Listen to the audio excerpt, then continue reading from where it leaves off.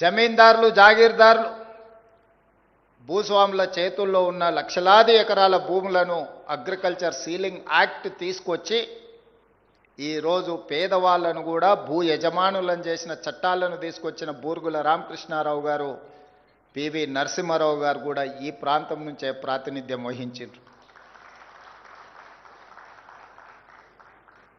అధికారులుగా ఎస్ఆర్ శంకరన్ గురించి నేను మీకు చెప్పాల్సిన అవసరం లేదు. తప్పకుండా మీరు పోటీ పరీక్షలకు సిద్ధమవుతున్నప్పుడు చదివే ఉంటారు. ఇప్పుడు డీజీ గారు చెప్పిన మాటల్లో వినే ఉంటారు.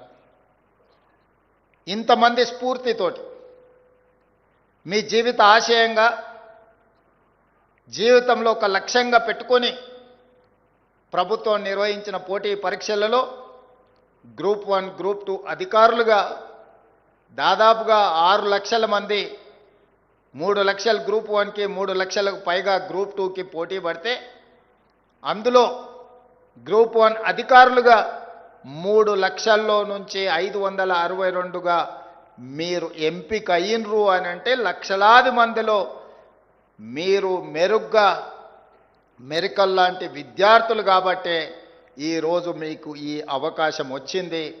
గ్రూప్ 2లో 775 మంది సెలెక్ట్ అయినరంటే ఈరోజు కొన్ని లక్షలాది మందితో పోటీ పడి ఈరోజు మీరు సాధించిన విజయం. మీకు తెలుసు, గ్రూప్ 1 పరీక్షలు నిర్వహించినప్పుడు కానీ ఉమ్మడి రాష్ట్రంలో 2011లో గ్రూప్ 1 పరీక్షలు నిర్వహిస్తే నియామక పత్రాలు నాకు తెలిసి 2019లో నియామక పత్రాలు అందించారు. 8 సంవత్సరాల సుదీర్ఘ కాలం పట్టింది నియామక పత్రాలు అందించడానికి. కానీ 2011లో నిర్వహించిన గ్రూప్ 1 పరీక్షలు 2025 సంవత్సరం వరకు దాదాపుగా 15 సంవత్సరాలు పోటీ పరీక్షలే నిర్వహించలేని పరిస్థితిలో ఉమ్మడి రాష్ట్రం కానీ తెలంగాణ రాష్ట్రంలో పరిస్థితులు ఉండే. ఆ నేపథ్యంలో మన ప్రభుత్వం మీరందరూ కోరుకొని, మీరందరూ కష్టపడి తెచ్చుకున్న ఈ ప్రభుత్వం మీ ఆకాంక్షలకు అనుకూలంగా గ్రూప్ 1 పరీక్షలను నిర్వహించి తెలంగాణ పబ్లిక్ సర్వీస్ కమిషన్ ప్రక్షాళన చేసి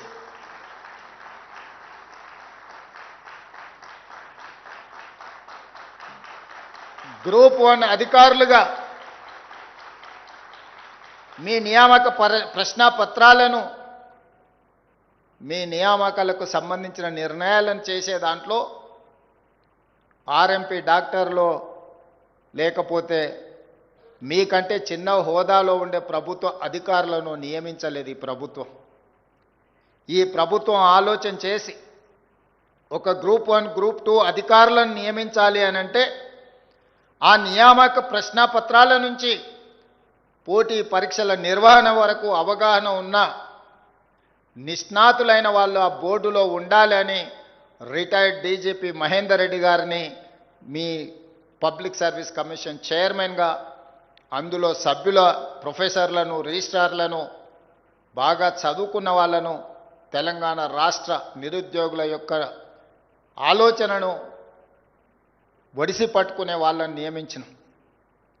అన్ని రకాలుగా జాగ్రత్తలు తీసుకొని ప్రశ్నాపత్రాలను జిరాక్స్ సెంటర్లలో అమ్మకుండా కఠినంగా వ్యవహరించి మీ పరీక్షలను నిర్వహించి ఫలితాలను ప్రకటించడం జరిగింది.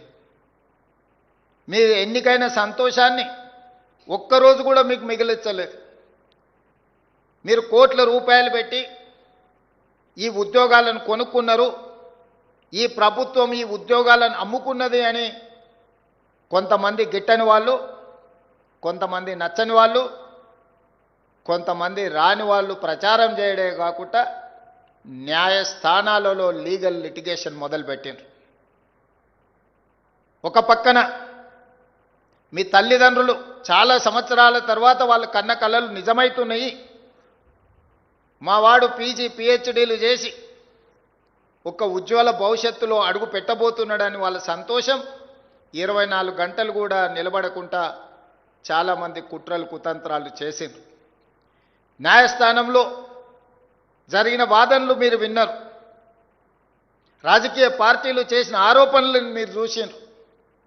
ఎక్కడ కూడా ఈ ప్రభుత్వం ఒక్క తప్పు చేయలేదు, ఈ ప్రభుత్వం తప్పులకు అవకాశం ఇయ్యదు, ఈ పిల్లలు మెరిట్ మీదనే ఎంపిక అయినరు, వాళ్ళలో ఉన్న నైపుణ్యమే వాళ్ళని గ్రూప్ 1 గ్రూప్ 2 అధికారులను చేసిండ్రు. ఎవరు ఏమనుకున్నా వాళ్ళ పక్షాన నేను నిలబడతాను, వాళ్ళ తరఫున న్యాయస్థానాలలో కొట్లాడతాను అని చెప్పి తెలంగాణ స్టేట్ హైకోర్టు నుంచి సుప్రీంకోర్టు వరకు మీ పక్షాన మీకంటే మీరెంత నిబద్ధతతో ఎంత కష్టపడి సాధించిండ్రో గుర్తించి ఈ ప్రభుత్వం మీ పక్షాన నిలబడ్డది.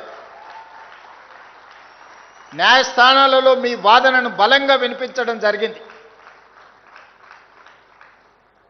సింగిల్ జడ్జి దగ్గర మీకు వ్యతిరేకమైన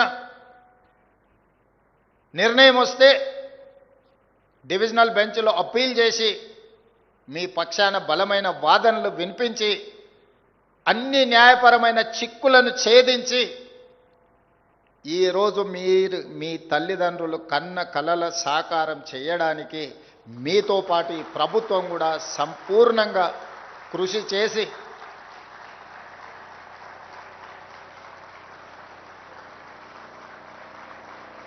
మీరు తెలివైన నైపుణ్యం కలిగిన క్రమశిక్షణ కలిగిన అధికారులు అవుతారనే సంపూర్ణమైన నమ్మకం విశ్వాసంతో ఈ ప్రభుత్వం మీ పక్షాన నిలబడ్డది. ఒక అధికారి కావడం అనేది ఒక జీవితకాల లక్ష్యం.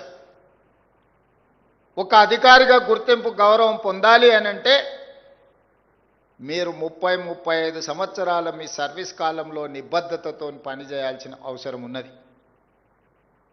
అధికారులం అయిపోయినాం కదా, అవకాశం వచ్చింది కదా అని మన బాధ్యతను మర్చిపోతే మనుషులుగా మనం పతనమైనట్టే.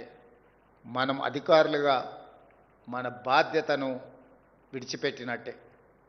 అందుకే యువమిత్రులారా, ఈ తెలంగాణ రాష్ట్ర ప్రభుత్వం మిమ్మల్ని కుటుంబ సభ్యులుగా భావిస్తుంది. ఈ తెలంగాణ రాష్ట్ర ప్రభుత్వం మీరే మా ప్రతినిధులుగా భావిస్తుంది. ఈ ప్రభుత్వం ప్రవేశపెట్టే సంక్షేమమైన అభివృద్ధి కార్యక్రమాలైనా అత్యంత నిరుపేదలకు చేరాలి అని అంటే మీరు ప్రదర్శించే చొరవనే ఈరోజు ప్రభుత్వం యొక్క సంక్షేమ పథకాలను ప్రజలకు చేర్చగలుగుతాయి.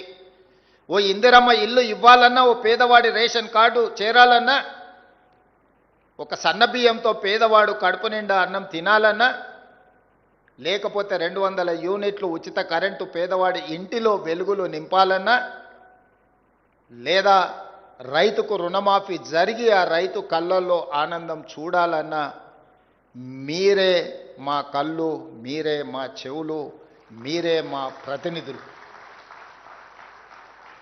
నేను ఇక్కడ పాలసీ చేస్తుండొచ్చు, ఇక్కడ నేను నిర్ణయాలు చేయొచ్చు. సచివాలయంలో నేను ఎంత గొప్ప నిర్ణయం చేసినా దాన్ని అమలు చేసే అధికారులుగా మీరు ప్రదర్శించే చిత్తశుద్ధే ఈ ప్రభుత్వానికి మంచి పేరైనా చెడు పేరైనా. అందుకే ఈ శిక్షణ, ఈ ఫౌండేషన్ కోర్స్ 43 రోజులు మీరు ఏదైతే శిక్షణను అందుకున్నారో అనుభవజ్ఞులందరూ మీకు ఈరోజు పాఠాలు నేర్పినరు. ప్రొఫెసర్ పాండ్ రంగారెడ్డి గారి నుంచి మొదలు పెడితే గోపాలకృష్ణ నాయుడు గారి నుంచి చాలామంది అధికారులు, జాతీయ స్థాయిలో పనిచేసిన వాళ్ళు, ప్రైమ్ మినిస్టర్ దగ్గర కలిసి పనిచేసిన వాళ్ళు, స్టేట్ గవర్నమెంట్తో కలిసి పనిచేసిన ఉన్నతాధికారులే కాకుండా ప్రొఫెసర్ నాగేశ్వర్ లాంటి వాళ్ళు కూడా మీ దగ్గరకు వచ్చి వారి వారి అనుభవాలను చెప్పడమే కాకుండా మీరు భవిష్యత్తులో ఏ విధంగా వ్యవహరిస్తే మీ గౌరవంతో పాటు ప్రభుత్వం యొక్క ప్రతిష్ట ఏ విధంగా పెంచొచ్చో మీకు సంపూర్ణంగా వివరించినరు, మీరు అర్థం చేసుకున్నారని నేను భావిస్తున్నా. ఈరోజు మిమ్మల్ని కలవడం మెకానికల్గా నేను ఇక్కడికి రాలేదు. ఇదొక ఎమోషన్, ఇదొక అటాచ్మెంట్.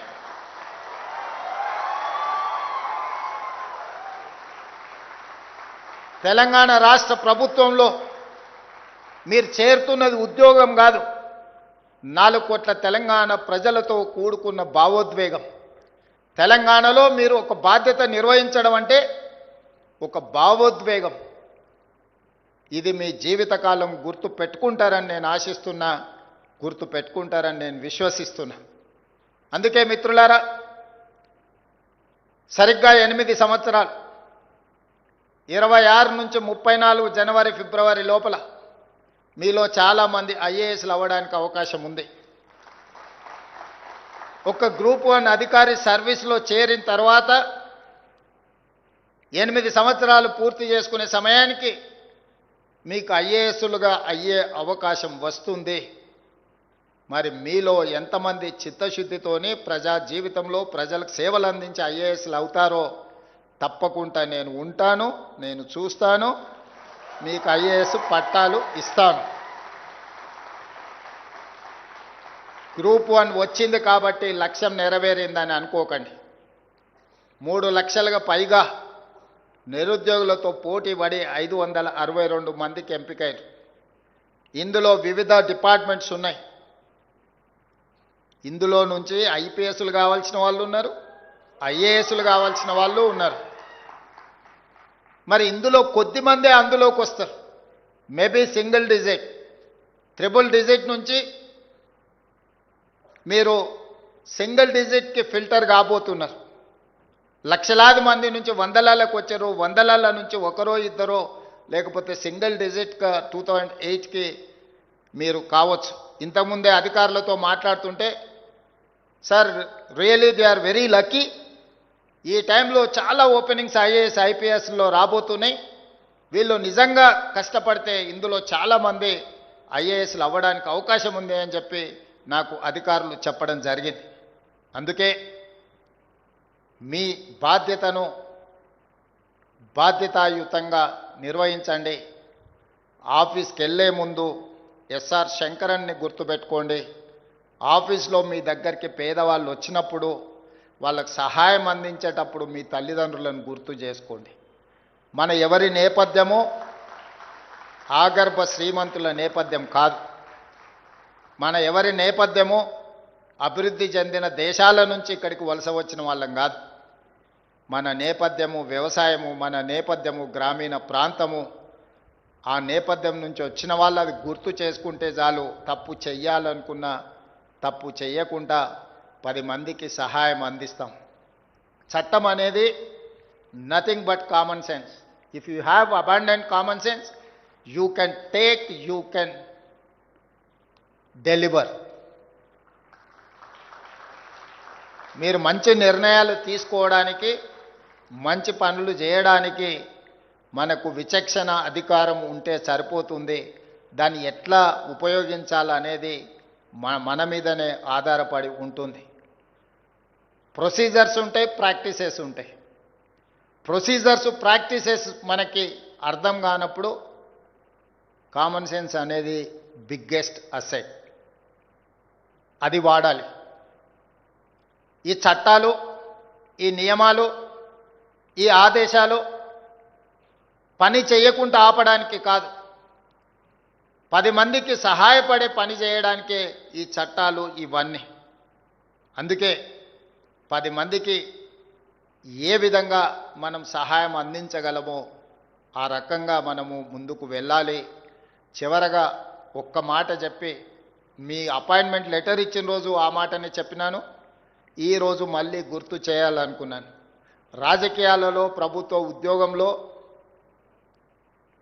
3 రకాల పరిస్థితులు ఎదురవుతాయి. చేరినప్పుడు చాలా గరంగా ఉంటాం, ఉడుకు రక్తం. కొంచెం దూరం పోయిన తర్వాత నరం, కొంచెం మెత్తబడతాం. ఇంకా కొంచెం దూరం పోతే బేషరం. గరం, నరం, బేషరం.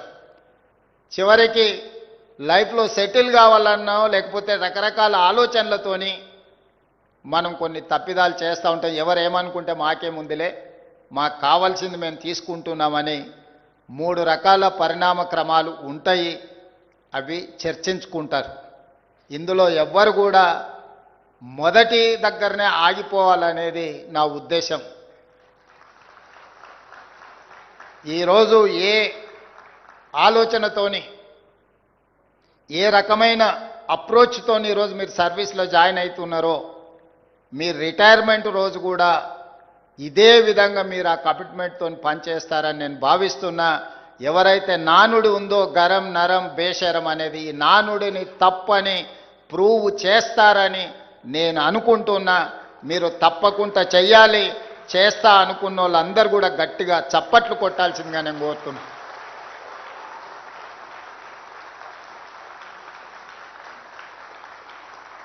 ఇక్కడ ఉన్న వాళ్ళకు కొంతమందికి పెళ్ళి అయి ఉండొచ్చు, చాలామందికి పెళ్లి కావాల్సిన అవకాశం ఉండొచ్చు.